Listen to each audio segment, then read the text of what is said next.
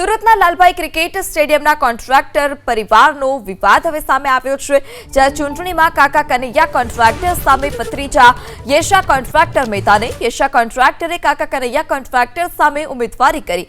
Cricket stadium જમીનના સાચા દાતા મારા પિતા તે પ્રકારની વાત યેશા કોન્ટ્રાક્ટરે કરી છે।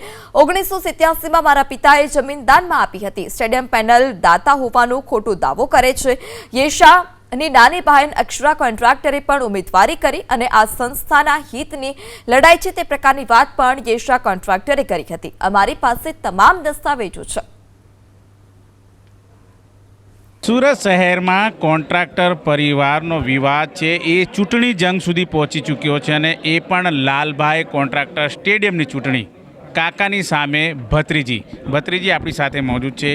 શા માટે કાકાની સામે તમારે બાત ભીડવી પડી રહી છે? આ લડાઈ કાકા ભત્રીજીની નથી, આ સંસ્થાના હિતની છે। હું ડે વનથી એ જ કહું છું કે આ લડાઈ સત્ય, ન્યાય, સંસ્થાના વિકાસ અને સંસ્થાના હિતની છે। આ કોઈ પારિવારિક લડાઈ નથી। શું મહાભારતનો યુદ્ધ પરિવારની લડાઈ હતી? એ નહીં, એ અધર્મની સામે ધર્મની લડાઈ હતી, અન્યાયની સામે ન્યાયની લડાઈ હતી, અસત્યની સામે સત્યની લડાઈ હતી। અમારે બી એ જ લડાઈ છે, આ કોઈ પારિવારિક લડાઈ નથી। એ જણાવો, ડોનર લખવામાં આવે છે બંને બાજુ, સાચા અર્થમાં ડોનર છે કોણ ક્રિકેટ સ્ટેડિયમ જમીનનો? અમારી પાસે બધા પેપર્સ ડોક્યુમેન્ટ્સ છે।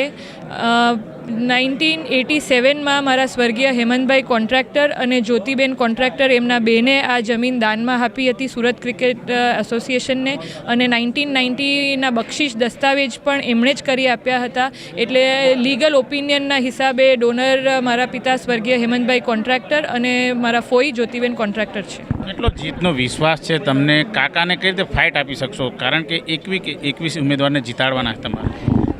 પાછી એકવાર જણાવું કે આ કાકા સામે ફાઇટ નથી, પણ જ્યારે અમે મેદાને ઉતર્યા ત્યારે કોન્ફિડન્સ નહીં હતો, પણ હવે જે પ્રમાણે અમને લોકોનો સપોર્ટ મળે છે દરેક ક્ષેત્રે, દરેક બિલ્ડિંગમાં અને દરેક જગ્યાએથી અમારી પાસે સામે ફોન આવે છે કે ભાઈ અમારો મત તો મુઠ્ઠીને જ રહેશે, ત્યારે અમને કોન્ફિડન્સ આવ્યો છે કે અમે હવે કરી બતાવશું, અમે આ જંગ જીતી બતાવશું।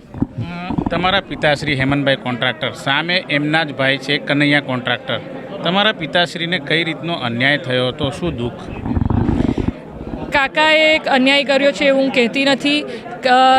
સંસ્થામાં એવા ઘણી બધી વસ્તુ હતી જેમાં પપ્પાએ ડિસિપ્લિન લાવવું હતું, પ્રામાણિકતા લાવવું હતું, અને એ જ જંગ પપ્પાએ ચાલુ કરી હતી, અને એ જ પગલે હવે અમે બે બહેનો અને અમારી સાથે અમારા બીજા 19 ભાઈઓ અને બહેનોએ આ લડાઈ અસત્ય, અપ્રામાણિકતાની સામે ઊભી કરી છે।